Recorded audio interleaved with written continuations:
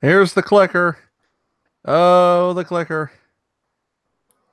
Click, click, click, click, click, click, click, click, click, Click, click, click, click, click, click, click, click, click. click, Click. click. And there we go. We're rolling. All right.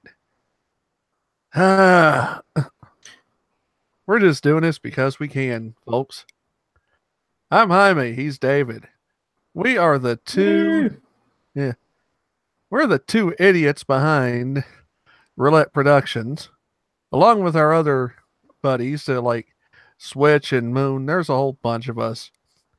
And Feisty's over Yep. there hanging out with Nerdrotic, which, hey, I don't hate on Nerdrotic. I like some of his stuff. Ah. So, we're just doing this. We're not expecting people to watch. We're just like, you know what? Let's just do this. Yep. Just What because happens, we can. happens. Yeah. We'll put it up. We'll just call it something. A big ball of something. So, while everyone is going, hey, what are you two idiots going to pull now? There's not much to it. We're just going to talk about what's on our brains, and that's about it. Just because. And also, I'm trying to show David at the same time how the heck to use this utility. Yep, I'm one of them old Luddites. I don't much know about them interwebs. Technology. What's that? What's technology? Me,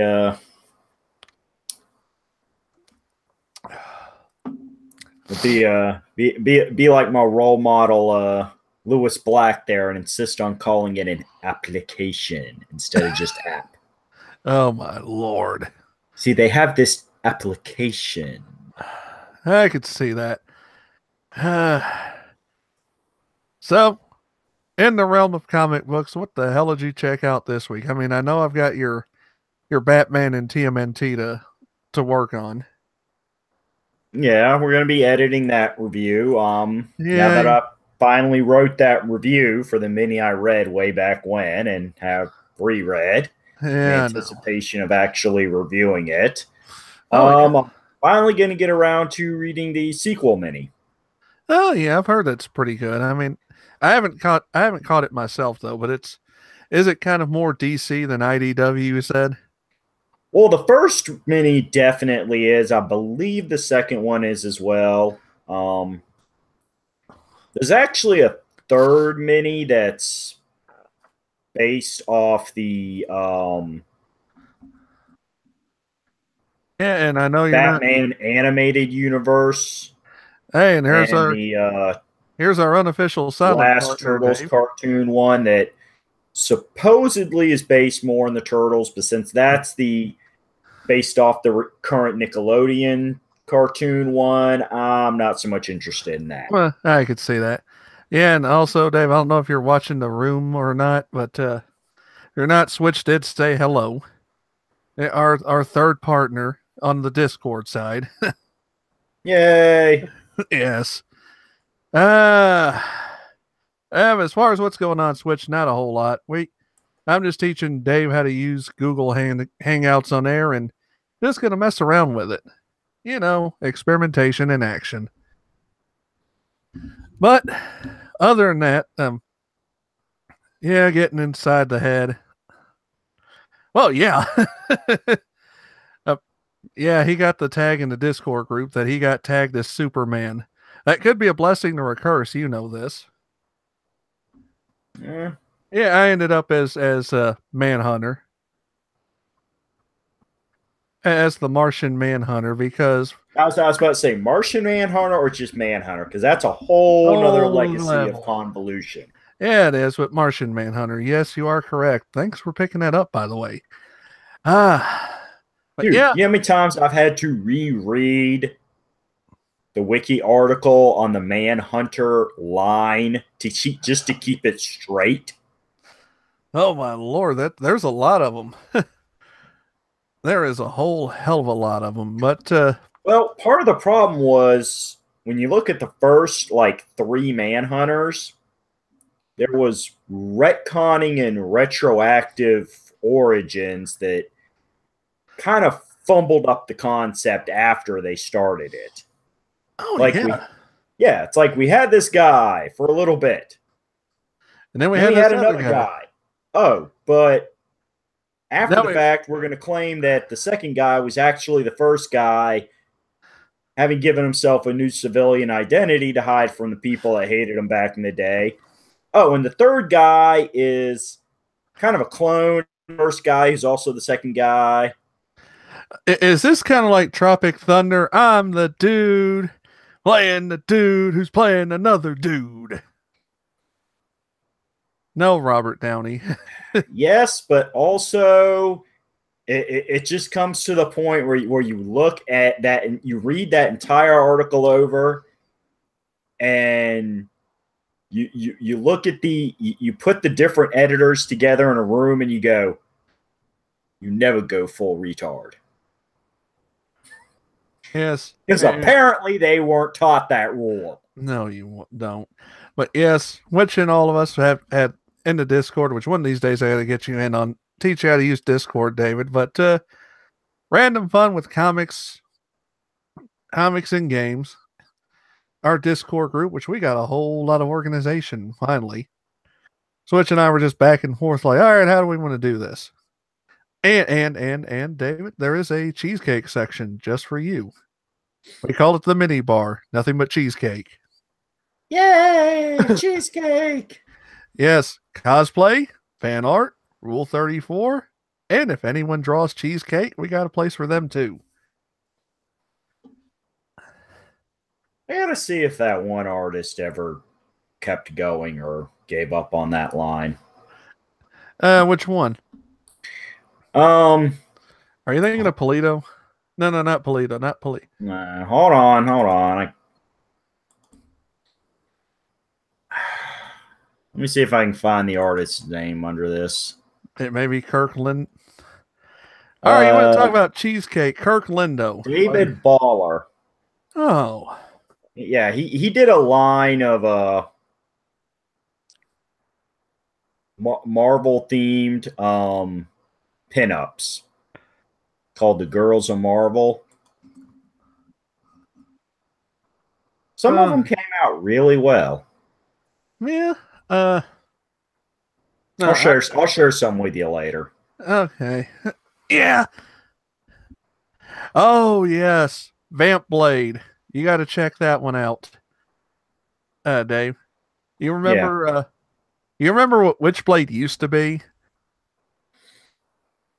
Yeah, I know the early Witchblade. Remember, I never gave it much heed because I looked at it and was kind of like, if I want to see porn, I'll just look at porn.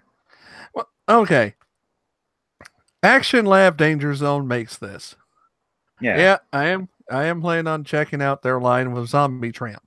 These comics do exist. Yes, there's cheesecake. Yes, there's boobs. But you know what? That's not the whole story. Like, Vamp Blade basically is a comic book nerd girl. Yeah. She got the danger haircut, yes, but she's hot. And plenty of cheesecake. Yay. Anyhow, these blades that she uses seek out these kind of like ghostly type vampire creature. So the blade tells her, we've got to feed. So those stupid things from Final Fantasy, the spirits within? It's kind of a take on it. It's just funnier. That's true. That movie was funny, but in the unintentional sense. Yes, and they made Aki makes Jessica Rabbit look like a librarian, if you notice the outfit she has on. Yes. But yes, the Action Lab series, there's... God, that movie had some serious Uncanny Valley issues. You liked some parts of it, though. And Alec Baldwin trying to act seriously. Don't get me wrong. Like the general like worlds and all that, and the layout of the base. I mean, it was visually interesting.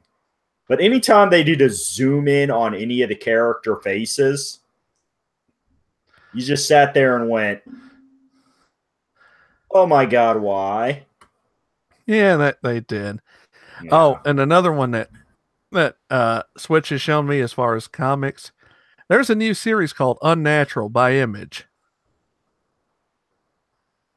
Apparently, the character is kind of this pig type girl, except she just has the pig ears and the tail. That's about the only pig I could tell.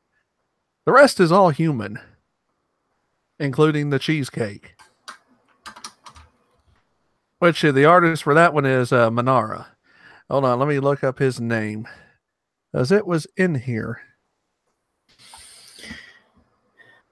Uh, Milo Manara. You remember him? Yes, I do. Yep, he did a cover for this book called Unnatural, and yeah. Yes, the pig girl is, well, she seems to have forgotten her clothing and she's on top of a pillow. You don't expect very much less from Manara, do you? No. Yeah, that is the variant cover. The artist is, because, yeah, everyone wants to complain about representation. Mirka Andolfo is the artist and writer. Italian writer. And she has a cover that's just as cheesecakey. True. So, of course, Italians give no cares, do they? They really don't. So, you wanted a cheesecake. I'm going to give you the cheesecake. You're gonna take what I want, and you're not going to give me any crap about Political. feminism, or we take the pasta away. Hey, you don't want them taking the pasta. Yeah. Heaven, no, you don't want them taking the pasta. Don't take the pasta. Yeah. Ah. I might can live without proper, authentic burritos being made. Don't But take you away your take my spaghetti. pasta away, and I'm sorry, I'm leaving this country. Yeah, don't take away your spaghetti, your spaghetti and meatballs, your marinaras. That's where you draw the line, isn't it? What can I say? I am a carb whore. Oh, there you go. And Also, on the big two front, yeah, because this will consume a lot of time for the next several weeks. oh yeah, This past week, the Hunt for Wolverine event began. yeah. The return of six proper Logan begins. Yeah, yeah.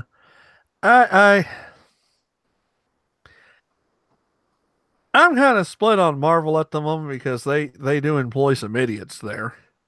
They do, but it's like this. Your boy Sobolski is now getting nice and digging deep into his Fresh Start initiative. So Yeah, May and June are we discussed this before. May and June are going to be the months where we start getting an idea of where Sobolski wants to take this company. yeah, and then the comics later on is yeah, which is fair. It really is fair. You kind of figure out from there where he wants to go. All right, it goes as such to the movie. I haven't seen it yet. I know you haven't seen it yet. Yeah, I'm set for next week to see Infinity That's probably War. probably where I'll go to. Yeah. Even anyone that's doing non spoilers is like, yeah, you might want to bring some Kleenexes. Like, oh boy. Spoileritos. No, that's what I keep hearing. They're like, nah, just don't worry, just bring some Kleenex. I'm like, oh, somebody that kind of movie, huh? They're like, yep. Yeah, when I see the 300-pound linebacker crying, I'm like, oh boy, that's not good. It's all right. Just Yeah. Just hop on YouTube and watch the part from Guardians 2 where rock raccoons playing with the Ravagers in the forest. Just bouncing them with the little gravity mines. That'll Oh, cheer you up every time. well, true. Just that absolute sadistic laugh he has during that. Where he's going pew pew. Yeah. It's just sitting in a tree, just bouncing group to group. It's like, Rocky, you really are a sick son of a bitch at heart. And that's why we love you. Yes, and one of our fellow writers has shown up, Dave. Tehillim 29, which I'll translate that for you because it does take a while. I know you're not up on your Hebrew lessons. I know. Didn't study that in school. Nope. Psalm 29 is basically what it means. Go look up Psalm 29 after the show. You'll get nice and educated. But yeah, he is one of our Aussie contingent.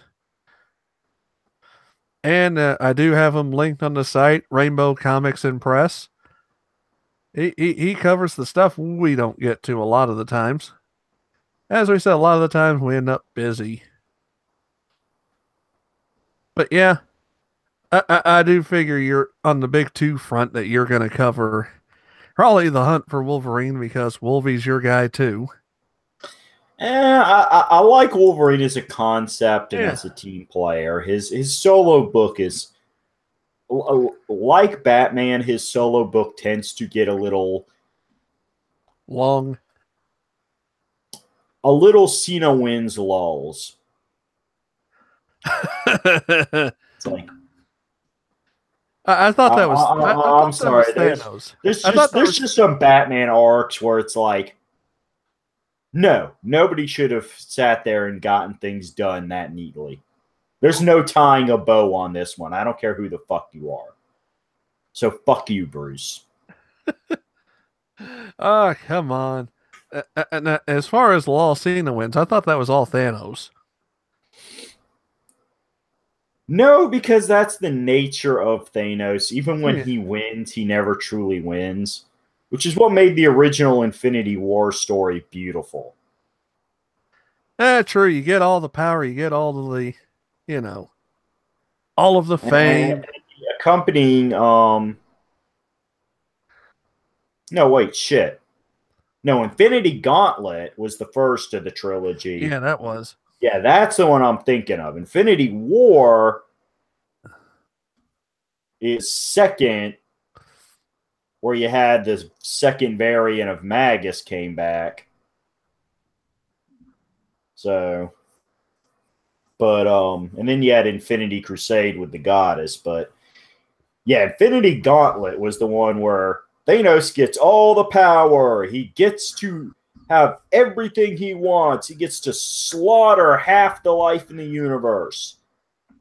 And in the end, when it's all said and done, he just sits there and says, fuck it, I'm done fighting. It wasn't that. Even when I wanted, it was empty. Yeah. I'm gonna go hang out on this planet that has, nothing but crops to farm and just kind of figure shit out. Yeah, he's kind of one of the more reflective of the villains, if in all honesty. But which is what made his first solo series interesting. The one that its end foreshadowed the original Annihilation story, where he wanders the universe, basically having a what's the term I had right there? A sabbatical, midlife crisis. Midlife crisis, yeah.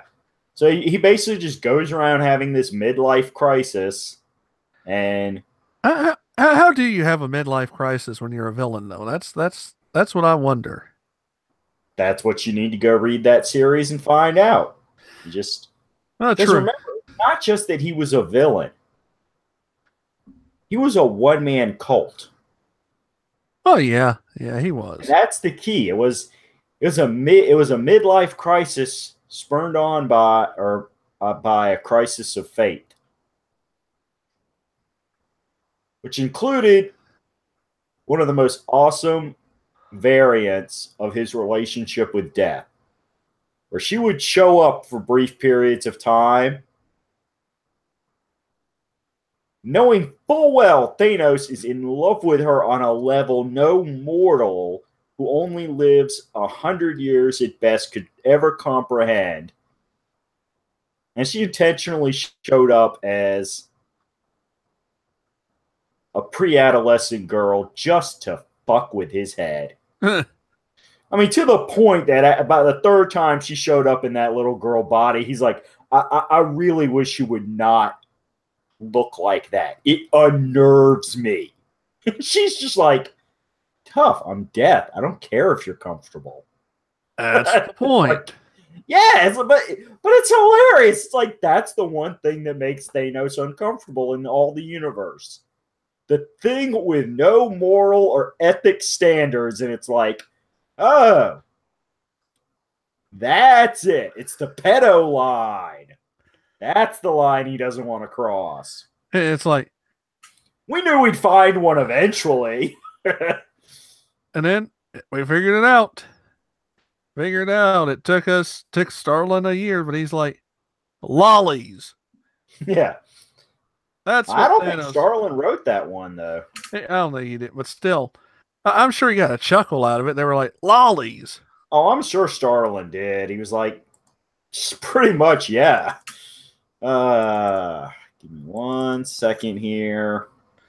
Which, no, the funniest thing is, no, excuse me. He did write that series. yeah, okay. So yeah, couldn't you see that too? Starlin, Yes. they're like, we're gonna put lollies as his weakness. Starlin was like, they look at Starlin. Are you sure? Yeah, with Al Mingram was the inker. Yeah. Are you The sure you want to do Starlin that? was the writer and penciler. Sure you want to do that, Jim? Yeah, I'm sure. We're gonna go with lollies as his weakness. Well, Why no, not? excuse me. He wrote the first half of the series. The second half was Keith Giffen, with Ron Lim coming in to take over Starlin's penciling duties, which makes sense. Keith Giffen gave us the Joke League. Let's face it. Anybody who did Blue Beetle and Booster Gold, yeah, they're gonna have some fun with Thanos. Yeah, I could see that. Yeah. Oh, Lord. Gary didn't stay alive too long. Okay. Nerdrotic is already offline. I'm like, that wasn't too long. Hell, I think we stayed on longer than him. Yeah. Well. But anyhow, okay. So we got. All right, you got that. What else are we thinking of? Very stream of consciousness here. We're gonna discuss WWE Sausage Fest in Saudi Arabia. Oh yes, it was the Sausage Fest, but don't get me wrong. Okay, let's just lay it out. I respect that WWE's attitude is, look, this culture is not ready in 2018 for women's wrestling. We're not going to force it on them because some of us may not leave the country alive if we try to pull that. Yeah, you really won't. Yeah. So I understand why WWE did it that way. But I got to admit, whether it was good quality women's wrestling like we have now or Kevin Dunn's models in their lingerie era, you really do notice when you have a 5-hour show and no females on it. Yeah, you kind of do. It's like, wow, we really did not. It just really changes the whole energy of a show. It's like, oh well. But yeah, and I don't think Vince wanted to risk, having create a situation where the show would be declared absolutely haram, you know. Well, allegedly during one of our what the network stream, when it showed some of its commercials and highlight packages, allegedly that was to cover the live intermission for the ritual prayer they do every day at that time. Yeah. So they did work in all the local customs on that level. It's like, okay, yeah, we'll do an intermission. So we understand this time of day you pray, and that's important to you. We're Which, not going to mess with that. yeah, and for them it's close by Mecca, Yeah. That's the thing that people forget that working in the Middle East is a different creature altogether. I mean, and if Switch is still in the room, Switch is his family is a native Lebanese. They're kind of on.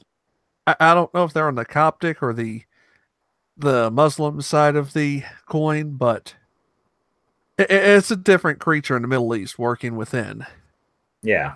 Because, like you said, you have to respect the local. Oh yeah.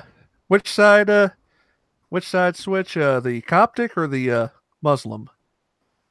Okay, Coptic Catholic. Yeah, yeah, like me. So yeah, even then, it's a different world altogether. So the WWE having to accommodate for their hosts, and then on top of that too, you don't exactly want to go to Saudi Arabia, which Mecca's right there. Well, Saudi Arabia is right there, and right there in the middle of it is Mecca and Medina. Yeah. I pretty much look at it this way. I'm not going to any Middle Eastern country throwing around crucifixes and telling them they need to get their act straight. And Talem and Switch were like, yeah, Maronite Catholics. So yeah, Yeah.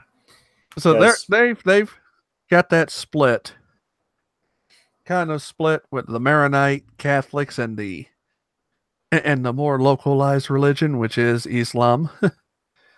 Oh yeah, it's just you're on a one of those balancing regions act. of the world you kind of when You're in Rome. you're doing a balancing act. Yeah. You really are. So the WWE not bringing the women in, Evil Lord be like, you should. Anyone that's like, you should challenge convention. No, you shouldn't.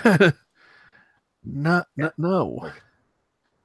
Don't challenge convention in some country that's slowly but surely letting concessions, happen. I mean, they're And for those people who did not see the event on the network, yes, folks, not we have proof Vince McMahon was there because at the end of the battle royale, he got in the ring to present the trophy.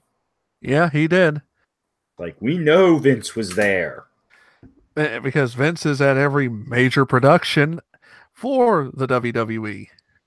And I'm sure he wanted to make sure that none of the boys did anything, quote unquote, haram. Yeah. Oh yeah, and that's a retail. I mean, how much it does take to set off a group. I was there for a good chunk of it. Sometimes it takes a lot, sometimes it takes a little. You don't want to play that guessing game ever. That's like if you notice too, the late Robin Williams didn't tell a lot of offensive jokes within earshot. Any of his time sharing, the time sharing joke. Yeah. Yeah. And Switch is right. Vince does have a lot of trade deals in the Middle East. He does. Yeah, he does. He does have a lot of trade deals. He does have a lot of business in the Middle East. Saudi Arabia, the Emirates, the various countries that are friendly with the United States. He has deals there. He has wrestlers from there. There was one moment, though, gentlemen, where even the Saudi Arabians kind of groaned. The Daivari brothers. Yeah, that Saudi was one of those segments where you're just going like, why? yep, this is still pro wrestling. They are carny fucks. Yeah. But what happened? The Daivari brothers are Persian. Yes. Which the Persian people are the natives of Iran. You kind of see why Saudi Arabia is kind of like, let's not piss off Iran. Please, let's not. Yeah. I could get into the whole Sunni Shiite. That's a can of worms that nobody wants to open. It's like, yes, like Christianity, there's different sects of Christianity. There's different sects of Islam. Do we get into knockdown, drag out fights with Christianity? Not as much as we used to. Yeah. But, we try not to have things like crusades anymore. Tends to kill too many people on both sides. yeah. We kind of grew past that. Although, if you ask the average Richard Spencer fan, we need another crew. Pow! Don't finish that sentence. Yeah. Don't even speak it. But yeah, Switch is talking about the Sheik. All right, which Sheik do you remember, by the way? Is it the Iron Sheik or the original Sheik? There were two Sheiks. Oh, remember, in TNA, Daivari was Sheikh Abdul Bashir.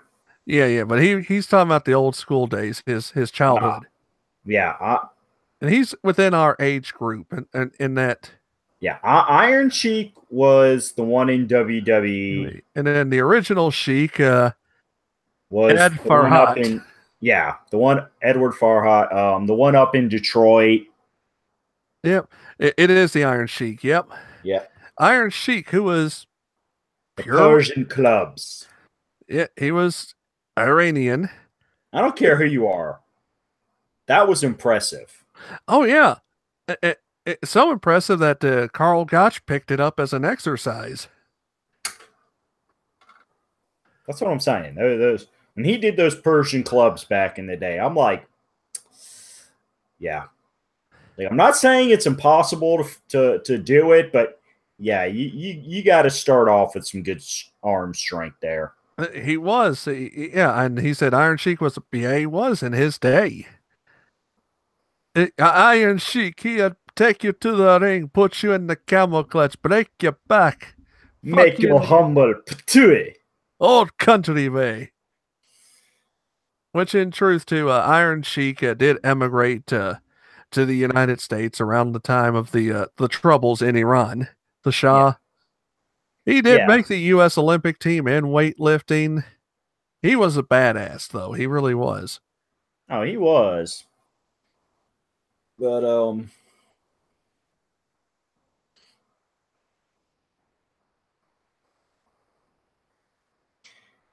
yeah, Sheiky Baby is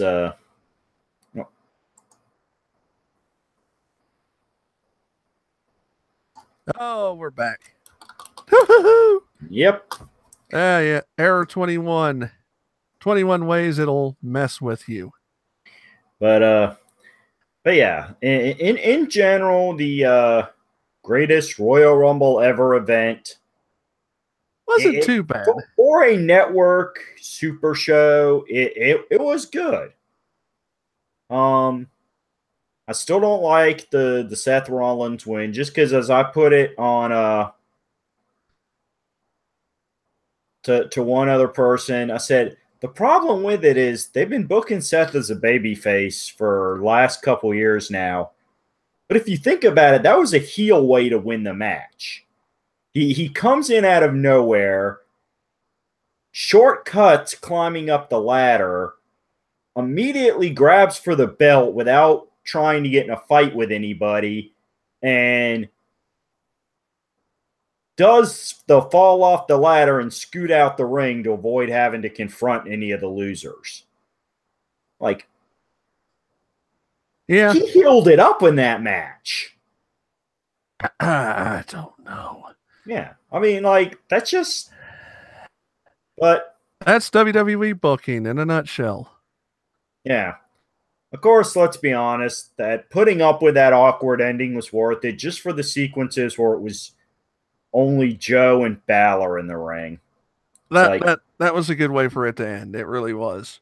On top of that, it's like, you know what? I don't care if we have to wait a year for another superstar shakeup to put them both on the same show. oh yeah, We need a Joe Finn feud. we really do. All Mostly right, because you want to see Joe have to deal with seeing the entrance of the demon. I got one for you. I got one for you. I think the WWE proved that Roman Reigns cannot get over even in Saudi Arabia.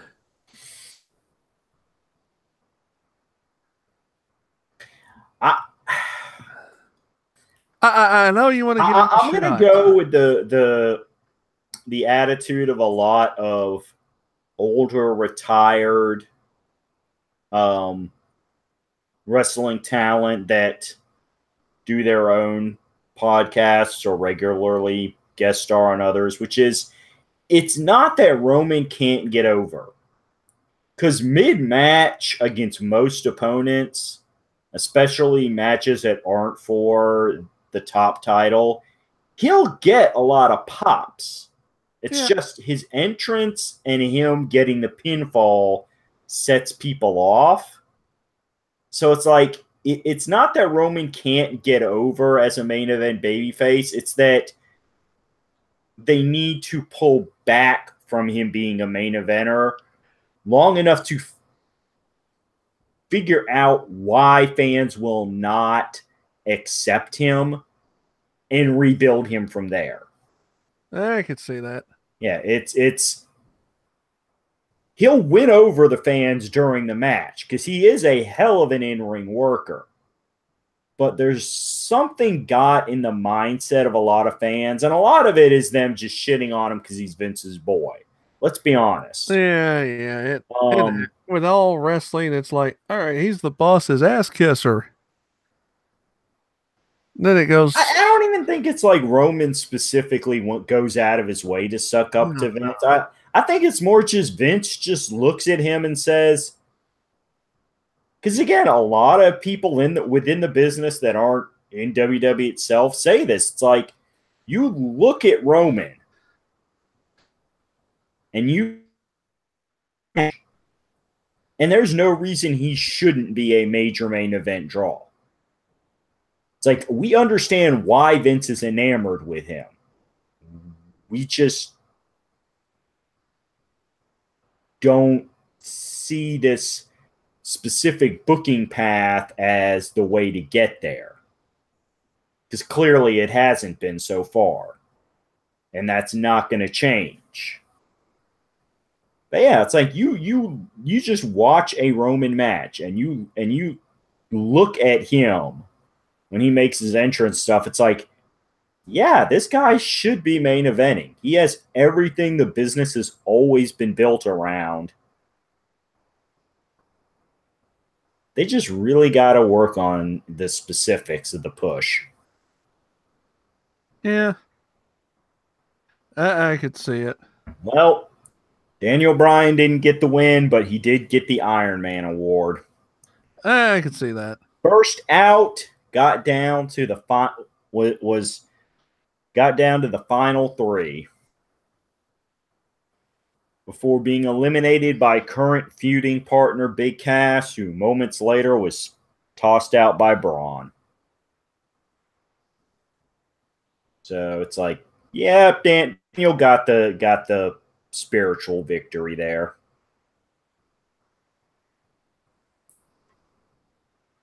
He did. Because honestly, he didn't need the win. I think him going all the way and winning it with guys like Braun in there, would have felt a little forced, would have felt a little too much like WWE's desperately trying to make up for lost time. It's like, no, no, Daniel's good. He's still over with the fans. Let Braun have his monster baby face moment. Did you see him kill Shane? Oh yeah. That was I look at Shane and his collection of gray hairs, and I kind of cringe when he does crazy spots, but that one was just the right mix of crazy and, it's like not falling off the top of the cell, but still something nobody else was going to do in that match. I could see that. How high was it? Well, he was standing on top of the turnbuckle down to the announcer table set up at ringside. So Eh, not, I say not unheard of heights, but at uh, least uh, he's not doing the Mick Foley heights. yeah, as I said, he's not. It was not a top of the cage fall, but it was a high enough that it's gonna sit there and make you go, damn. Oh, speaking of a segue, have you read any of the WWE comics by Boom? No, just something about that. Just I've just been hesitant to read through those.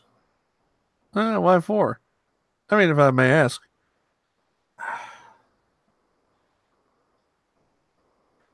I think it's the fact that I've read a lot of comics from other companies that involved pro wrestlers, and none of them ever quite worked out right. I'm trying to think. There was the indie company that tried to do the thing with Undertaker where he was legitimately supernatural. Yeah, that was Chaos Comics that Yeah, did that. chaos. Yeah. That was Brian Polito that did that. Believe it or Yeah. not. And again, I'm not saying it was a bad idea on paper, but somewhere in the execution, it didn't pan out. And yes, I use that word for a good reason. I am a pun Uh, person. Punny Um, pun. So yeah, I could see that. yeah, the old school like WCW comic. Ugh. Who did those? I tried to look for them, and I'm like, who did them? I I want to say Marvel did them, but hold on. Let me do a little Google foo here. You might. Yeah, I remember WCW had because they had the comics with Sting, if I remember. I remember he was one of them. Let's see.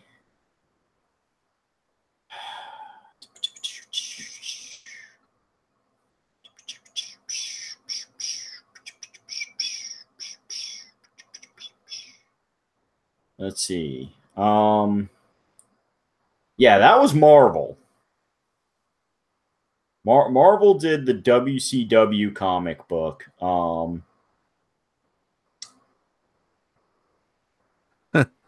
Written by Mike Lackey, with art by Ron Wilson and Don Hudson.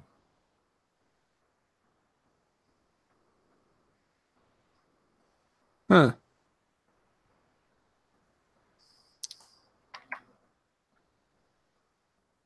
Yeah, I remember there were those comics. Yeah. Um,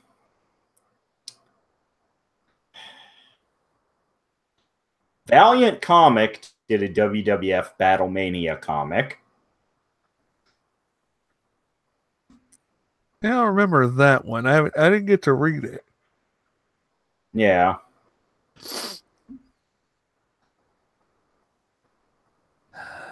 I'm trying to think of what other. comic. I just who did the Ultimate Warrior comic? I remember that one.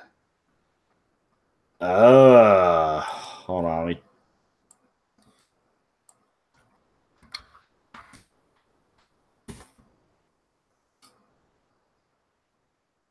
I remember That Ultimate Warrior. was. Hold on. I'm trying to get a decent image of the cover here so I can look at the logo.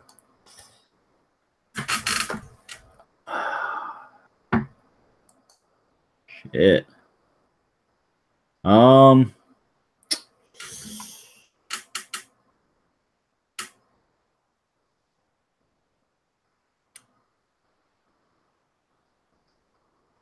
Basically, it was self-published. Some group called Ultimate Creations. Yeah, that's right. It was self-published because I remember Cornette talking about that when Warrior had his second short run in WWF. Oh, he came in with that hat. Yeah, well, the hat, but also specifically, like, Warrior kept trying to convince Vince McMahon to buy a shit ton of his comic book to, like, sell at events and stuff. But because it was, like, self-published, he wanted Vince to buy them all up front.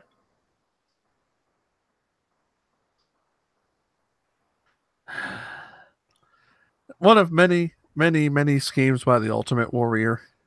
Yeah, that did not work out good.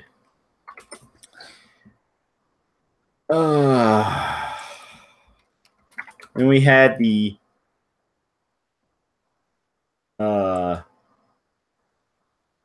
comic book starring Sable.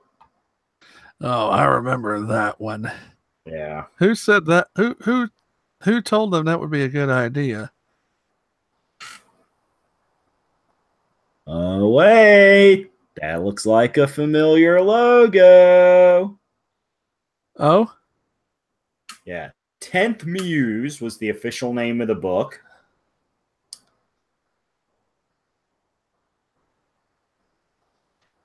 From Image. Okay. Enlighten me then. Who created this? I mean, if you say Eric Larson, I'm not going to be surprised.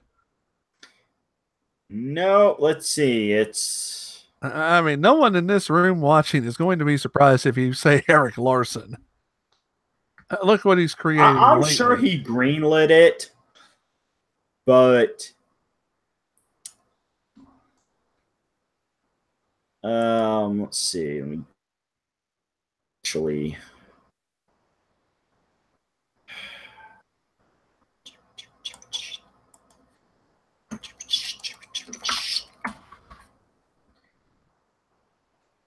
Oh, you're thinking again.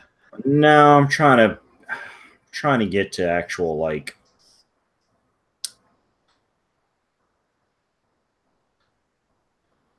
dang it. Article limits passing mention. Well, I'm trying to find a cover. I'm trying to find a indicia for it. Yeah, and Switch is like he did read an issue of the current Savage Dragon. He wants his life back. Yeah. Yeah. And remember, kids, that's your chief financial officer of Image. A guy who draws a porn book of 5,000 copies sent to stores. Whether or not they actually sell the books, that's another story. Yeah, Abraham Hummer is like, well, you could draw a pentagram on it. That's not going to make it better.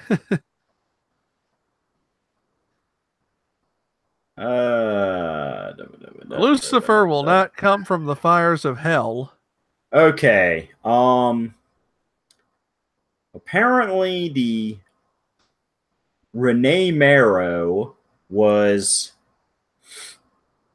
that's later replaced as the character model.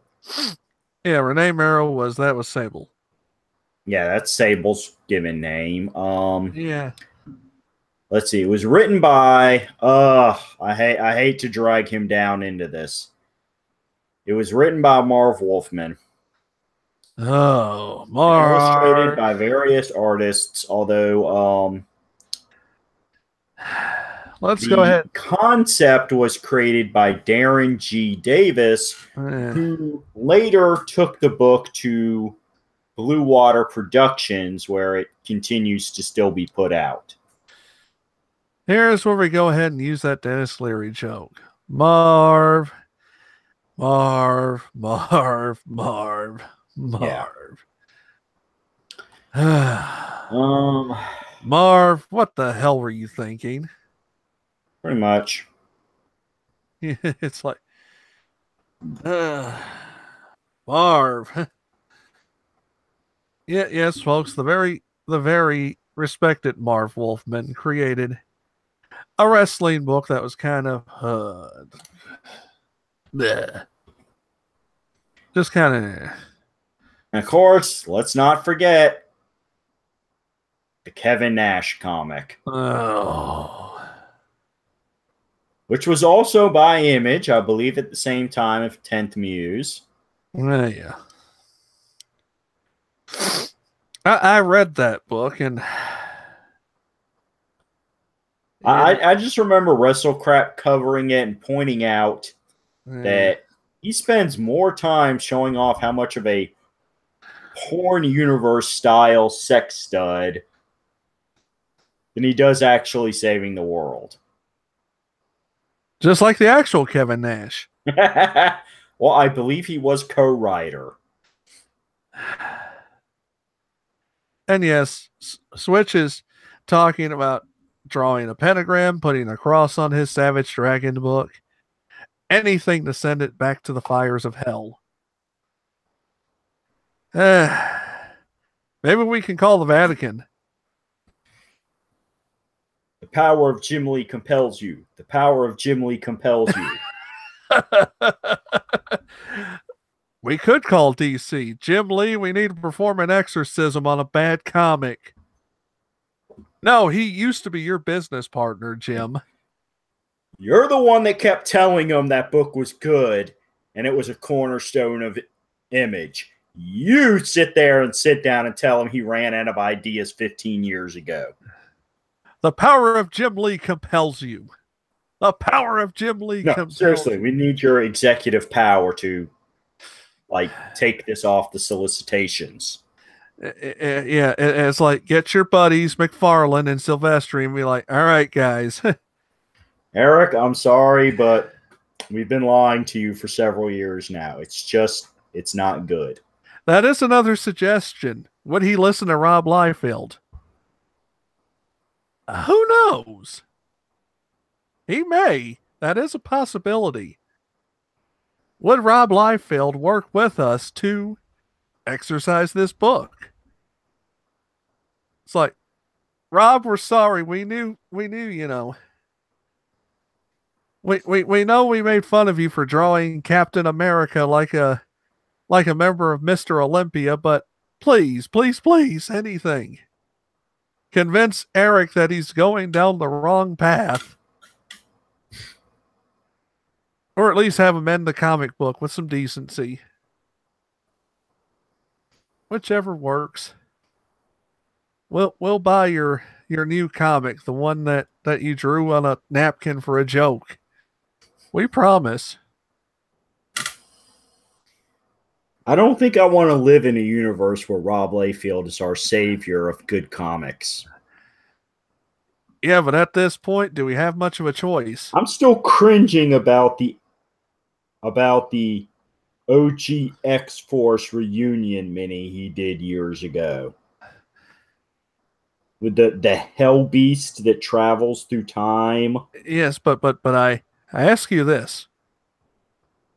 Rob Liefeld as our savior of comics or Cena Grace as our savior of comics? No, because the gag is somehow Rob actually made good money in comics at some point in time. He did. That's what I'm saying. It's the fact it's like, no. Let's not go back to an era where Rob is setting the artistic standards. I don't know. Have you seen Erica Henderson's Squirrel Girl creations? You can't Only, get much worse than that, can you? only the front covers of that series. Yeah. Have you looked at those covers in Long for Life Field? It's like, Rob wasn't that bad, actually. I'm not going to say it makes me long for Liefeld. I will say it makes me believe that when he left Marvel, crap did not leave with him. Okay. All right, I got another one for you. I got another one for you. You saw the pirated copy of The Pervert, too. We've all have seen it.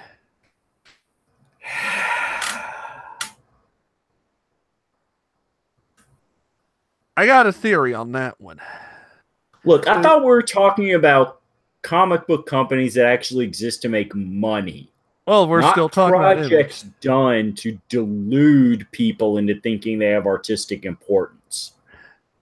Good point there, actually. Yeah, I had seen the pirated copy, just looked at it, and it was like, pass. I mean, it's one of those like Switch has said too. If someone wants to pay me, so someone wants me to actually review that book, I'll go buy a copy. It's like $12.99 on Comixology. I'll laugh, I'll cry, I'll kiss my $13 goodbye. But so far, there's not been a demand for any demand to review it. You know, I would have to be paid to review it because I tried reading it with an open mind and I could not finish it. I know it's like Michelle Perez is like, my book is $17 hardcover. Nah, bitch, you're paying me to read it. I ain't paying you jack or shit to read that. No. Yeah, it's like that's not. Wouldn't you hate to be that CBR writer or that comicbook.com writer or that Entertainment Weekly writer or that HuffPo writer who had to write that piece to make it sound good? They were like, Here's a book about a transvestite Snoopy that's 69ing another transvestite Snoopy. No, that's where you sit there and you submit to your editor a review that just went, well, it is a comic book. Yes. That would be the point. You'd look at your editor and be like, thanks to you, I'm waiting 3 days on a gun. What are you waiting on a gun It's for? definitely not a haiku. Oh, what are you waiting on a gun for? You know why I'm waiting on a gun. I'm gonna give you a hint. 3 bullets, and I'm not gonna be around to worry about the arrest. Yeah. What for? You, the assistant editor, me. Why are you going to shoot the assistant editor? Because she didn't stop you. Or he didn't stop you. Yeah. A Brown is right. She does need to pay us triple if we're going to subject ourselves to it. Excuse me, I'll have you know I self-identify as a genderless Sith ghost. You will be after you read that book. Oh, that's why you're identifying now. I forgot. What a concept. The theory that only Jedi can become Force ghosts is very biased. Please do not Sith shame me. Oh my lord, you do Jeff Albertson so well. That's scary. Shit, when there was a specific person, I was just going for Comic book guy. stereotypes. Yeah, comic book guy. That's his name, Jeff Albertson. I discovered that after all these years. No, I was just quoting general. I was just trying to imitate the voice of any given hipster on YouTube. Believe it or not, whenever they created Comic Book Guy and The Simpsons, Matt Groening actually based it off of that. The general hipster, general comic book guy he's had to run into. And that's the problem. 30 years later, we still have the same hipsters, and they still talk that way. Yes, that is the limited edition Radioactive Man 1, and no, you cannot afford it.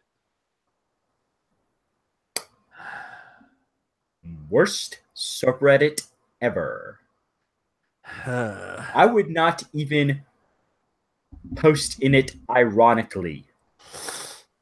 Yeah. That's the problem with and like someone told me about the pervert, and then I saw the link on Kiwi Farms. I looked at the link on Kiwi Farms and I'm like, no, this book is shit. Find another one. But it's the one we pirated. I thought you wanted to see it. No decent human being wants to see that book. Seriously, let's give it a couple months and then go laugh at the sales figures. I know we did that with the Zoe Quinn book. I'm gonna sell thousands. 1,000 books later, I'm gonna sell thousands. Yeah, you missed the mark, and 999 copies were conveniently sent to your home on your credit card.